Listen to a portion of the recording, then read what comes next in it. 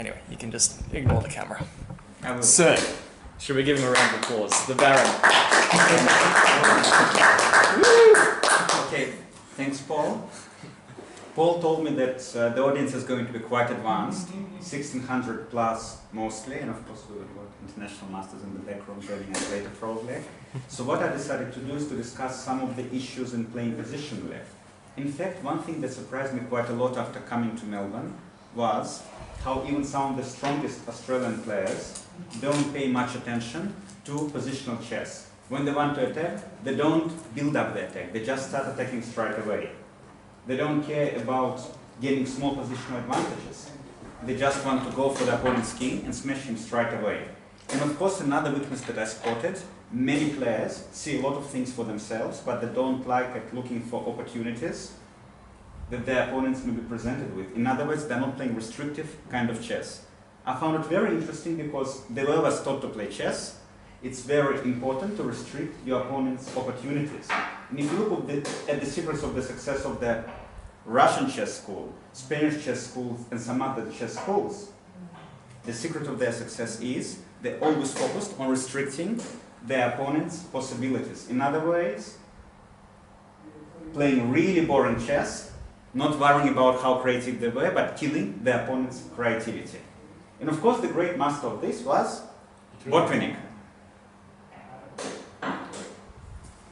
I'm going to show you the game that I looked at for the first time when I was 13 years old.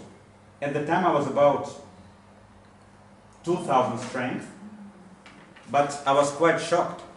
Black got completely destroyed and he was a strong grandmaster, yet I was not entirely sure where he made a mistake. So what we're going to do after we go through the game, maybe you can suggest where Black went wrong.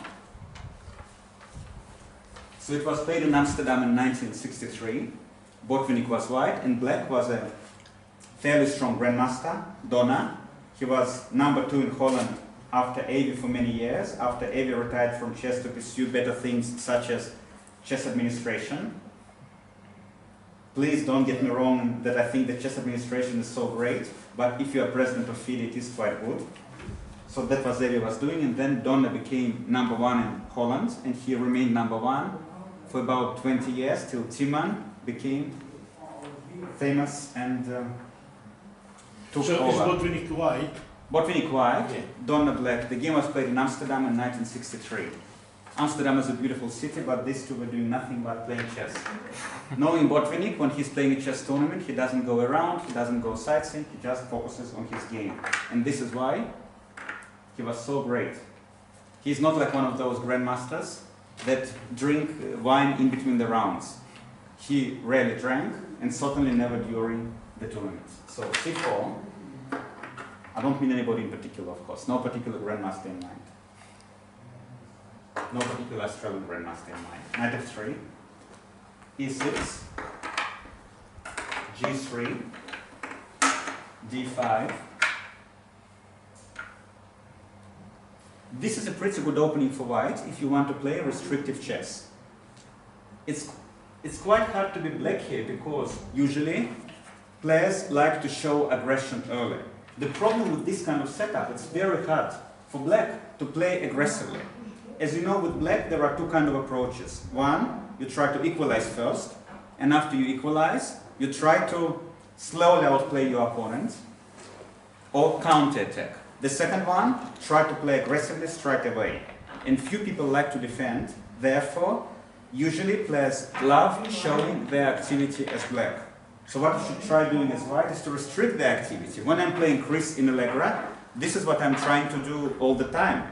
Because he's really dangerous tactical player, so what I'm trying to do is restrict his creative efforts by giving him no targets to attack, and this is very good opening for white if you don't want to give black any targets. Bishop e7.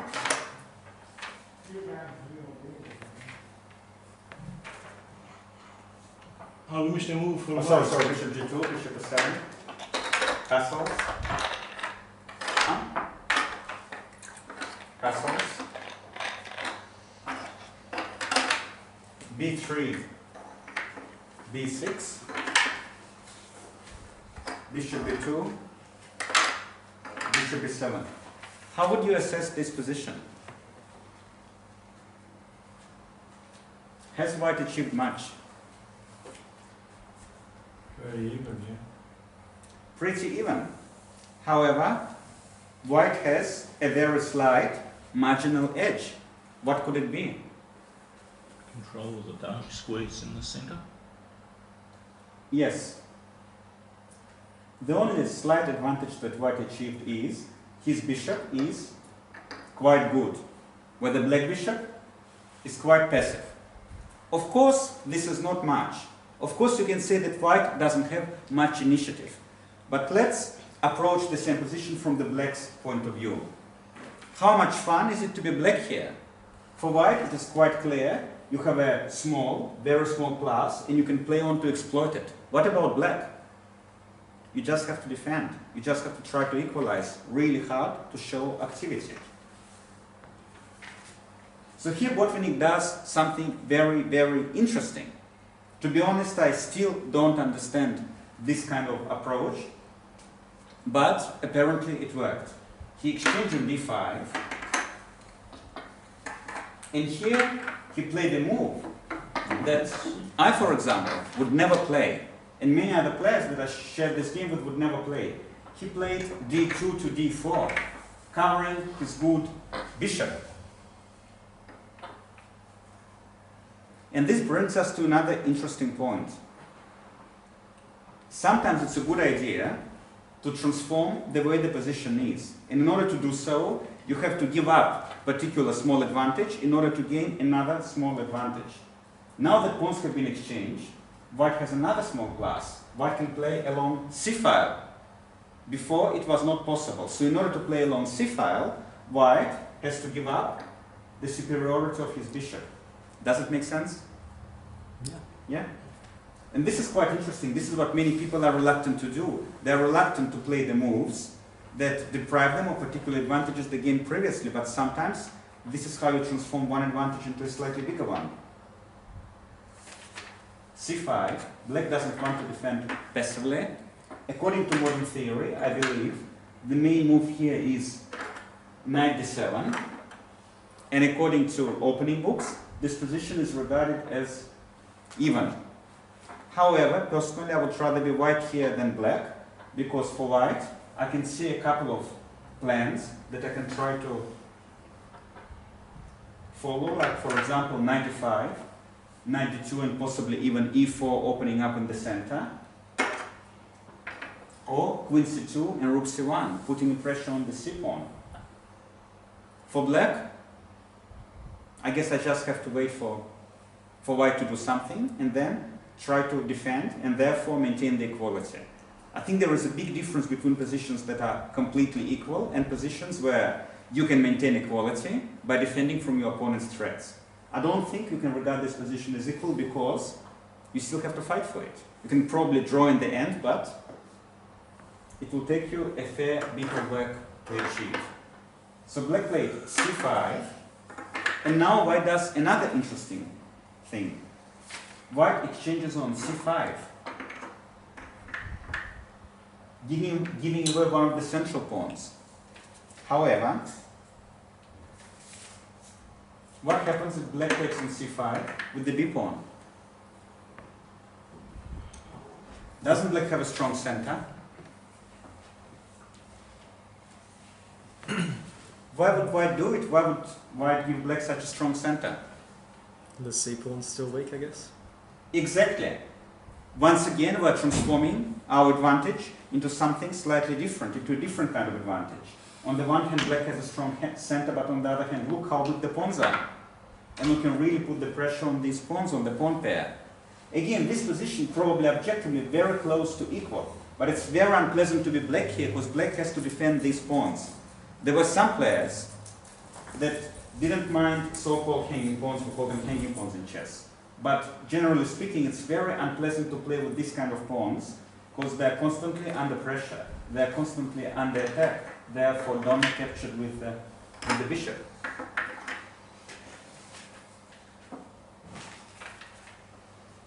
Nbd2, Nbd7,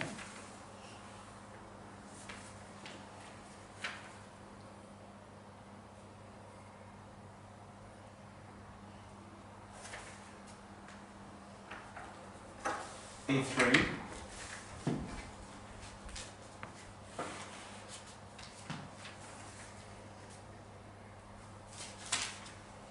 So how would you assess the position now? Black's got a weak pawn on D. Isolate.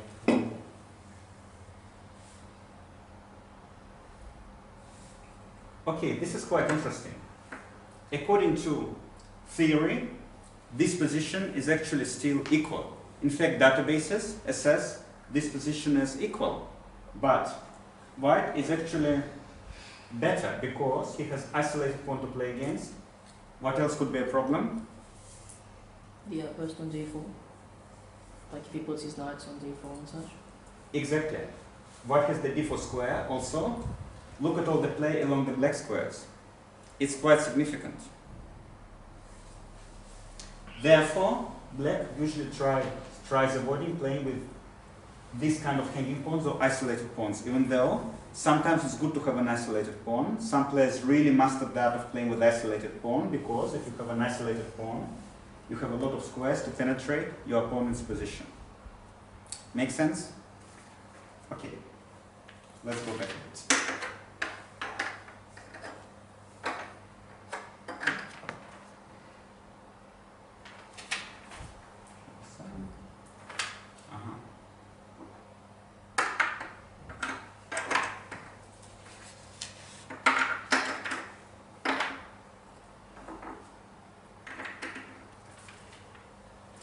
So of course what black can try to do, black can try to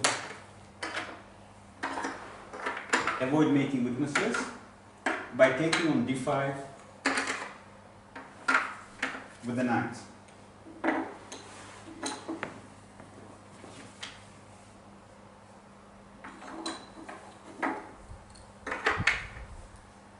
d4, c5, takes. And it appears to be even more comfortable for black, because after knight d2,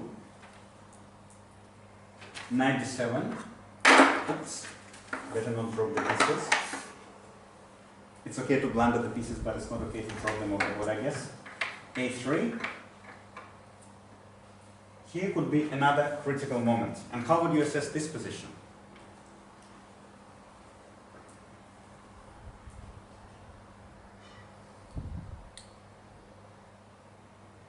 And by the way, I think this is the king and this is the queen, maybe, yes? Yeah. Okay. No. Great. So whom are we making when, okay, I just don't want to make the queen by mistake. So what do you think? Is it really that equal? White can get active pretty easily. In his book, according to Botvinnik, he was very happy with his position and he already knew a winning plan at this point. Now, you have to realize when chess players annotate their games, sometimes they're being a little bit subjective.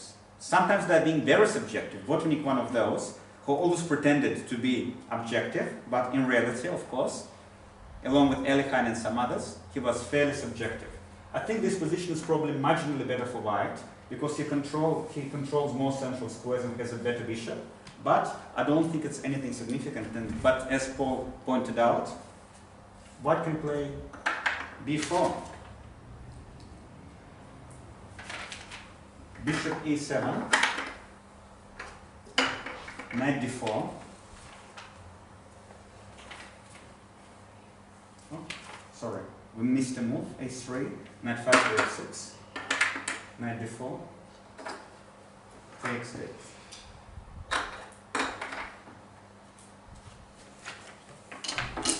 Queen c7, queen b3, rook fc8. And here black offered a draw. Of course, there are several reasons behind the draw offer. First of all, you are just an ordinary grandmaster and you're playing against the great Botvinnik. I believe that was the year that Botvinnik lost his crown to Petrosian, so he was the ex-world champion, one of the strongest players in the world. So draw is a fairly good result to achieve.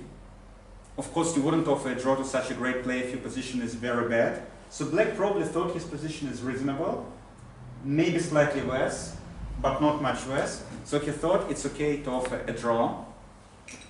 I can think of several players in Melbourne chess club also like offering draw a lot in these kind of positions. Some people do it several times. Some people do it even in positions that are far more inferior than that. So should white accept a draw? What do you think? No. Why not? Because you said he was slightly better. Because I said he was slightly better. Any other reason other than me saying he was slightly better? Anything specific? He was better than his opponent. He's better than his opponent, yes. His opponent was probably more handsome, but he was a better chess player. So we have to be specific when we discuss him being better than his opponent, yeah? Why would you be white here? What was that, sorry? Why would you be white here? Why would you not be black here? White's got initiative, I guess. White's got some squares he can come into with the knights. Such as? B5, E6. Yeah. Um, Anything else? can win a tempo with Rook C1. You can put it down with someone, yes. Okay. Now, of course, white said no, thank you. And Botvinnik also took saying no, thank you as an opportunity to practice his English, because at that very time he was taking English lessons. Rook F2 C1. There it is. Queen B7. Check. And here, white plays a move that person like me loves to see on the chessboard. Queen F3, of course, yeah. What could the move be? Yes. Brilliant. What do I love about this move? First of all, why I like exchanging the queens? Once you exchange your queen, you cannot blunder it. The more pieces you exchange, the less pieces are left there to blunder. On a serious note, if you look at the position, white controls quite a few central squares, probably going to control the c file. But black queen is looking quite strong on b7. It controls the white squares. And white queen on b3, probably there could be some pins coming up on e6, but other than that, it is not doing that much at the moment.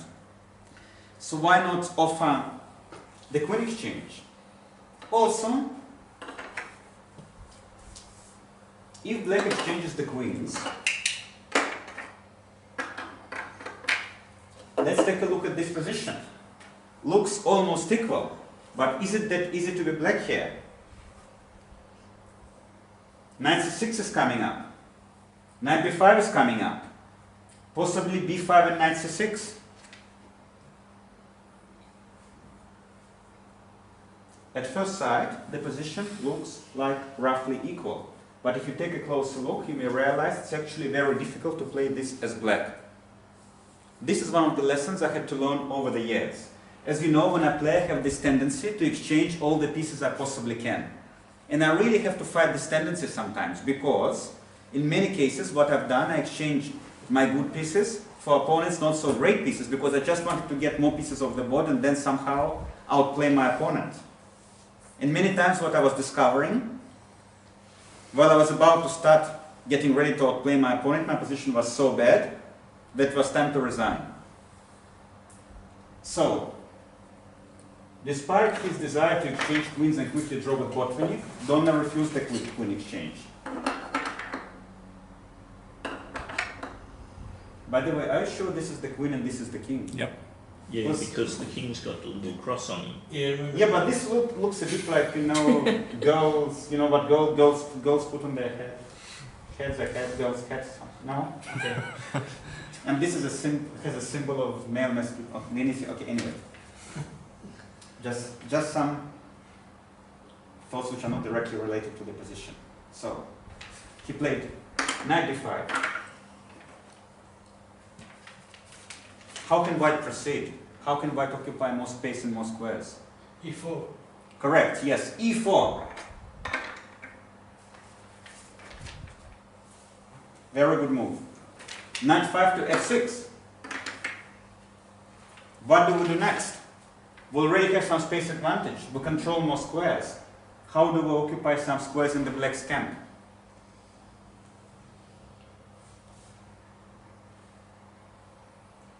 For now, our position is good, but black appears to be having no weaknesses, so we cannot do much. How do we penetrate his position? B5. Very good. B5, yes. And why do we do this?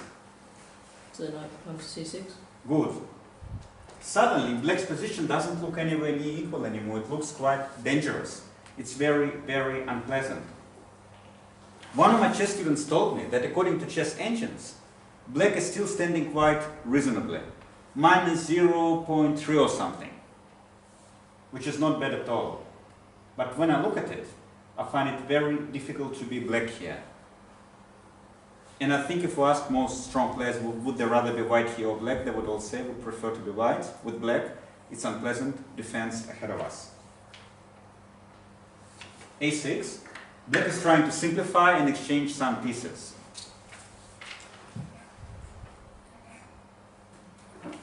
Knight C6, attacking the bishop. Bishop comes back to F8. A4 takes, oops,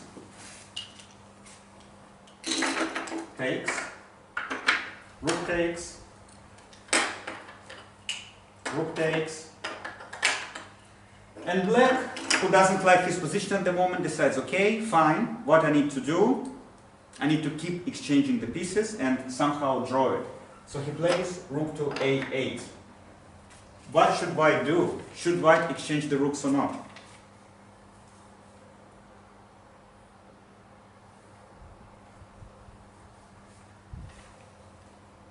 Let him spend a move on it. I don't know.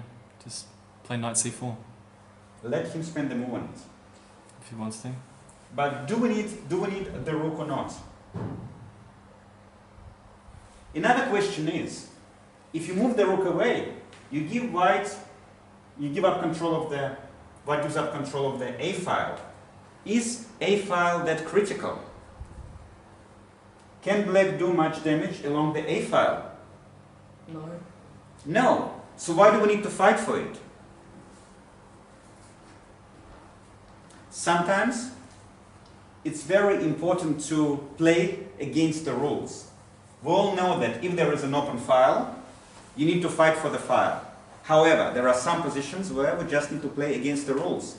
From every rule, there are some exceptions. In one of the qualities of the strong players, they always manage to identify these exceptions and don't miss a chance to play something completely unexpected, which is against the rules. And this is why it's so difficult to play against them. They don't just know the rules, but they know when to break the rules.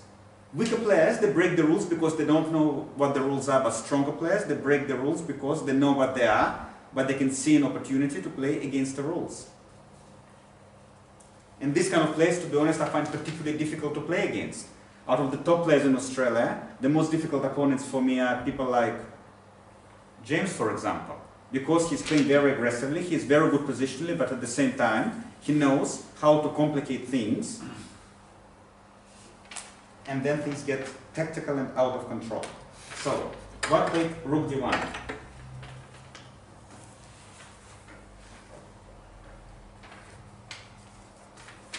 Suddenly, black realizes he has control over A file, but can you do much with the A file? Not much. You can play maybe rook a2 if you like, but then white can probably move bishop away or play knight c4, and then knight d6.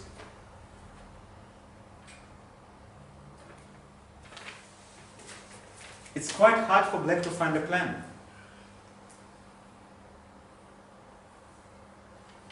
White has no real weaknesses. White controls the center. White has a good knight on c6. What does black have? Control over A file. But can you do much damage along the A file? Not really. So black played knight e8, trying to bring the knight over to another side, trying to maybe exchange more pieces somehow, or maybe bring one knight to c5 eventually. He's getting pretty desperate at that moment. knight c4, knight to c5, showing some activity, e5, getting control over d6 square and also unveiling some nasty pins, potential pins in the future, e5, rook to c8, and now that the a file has been abandoned, what can we do? Yeah, Ili, you are right. Occupy. Rook to a1. Now we come back. And now rook a8 is not possible because of Takes takes 97, yes. So what has been doing? What has been trying to restrict black's play for many moves and gradually increasing its advantage. Can I ask a question? Yeah. If black didn't play rook c8, Okay, yeah. and he plays knight c7, is it easy for white to defend the pawn? Okay, knight c7 loses a queen to knight c7 check. Check, knight check. Yeah. Yes. Right. Bishop That's the whole plan. Okay, right. That's the whole plan. Now, Yeah, now I missed that. the I problem missed is that, first of all, black is running out of moves here. What do you do as black? What's wrong with knight c7? Knight c7, knight c7 check. Bishop there? Oh, sorry, it's protected by knight. Yeah. Knight Yeah. c7, hold on. Huh? Let's take a look. It's still protected. Maybe play bishop d4 Rook d7. or rook d7. Or rook d7, yes. Knight d7, yeah. This is International Master Morris, see? Spots it straight away. Rook d7, and I think Rook it wins. d7. Yeah, I didn't see it. Well done, Jack. Knight takes. Knight takes, knight d7, queen d7. Yeah. Yeah. And okay. I was thinking about move like bishop a3. What about queen c8 after rook d7? Queen takes f7. Oh yeah. Hold Okay. on. Of course, Whoops. yeah, of course. Black doesn't have to blunder. And there are probably moves other than rook c8 here. But the question is, how easy is it to be black here? How do we show activity? And what is threatening a lot of things? Maybe knight d6, for example. Maybe white can just do nothing for a few moves and see what black is going to do. Black has no plan. It's very hard to play without a plan. And you've got to do something. If black does nothing, then at some point, white will play knight d6. Maybe white can play knight d6 straight away. Maybe even play some funny move like h4 first and see what black is going to do. By the way, I noticed that in positions like this, moves like h4 can have very strong impact on the way your opponent feels about the position. Why? It makes you feel completely helpless. You are struggling to find a plan, waiting for opponents to pose you with new problems, and opponent says, look, my position is so good, I don't have to do anything, I can just play a generally useful move like h4. And what can you do?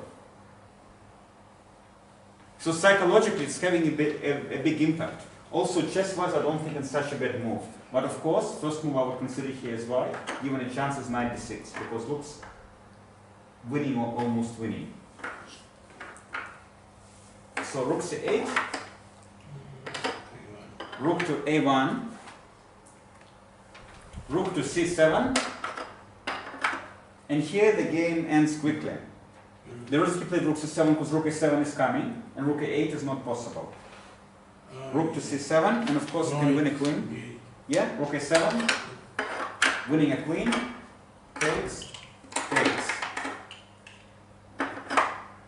takes, and the final move of the game, knight takes d6, and black resigns. No draw. No draw, yeah, no draw. Totally, he didn't get his draw.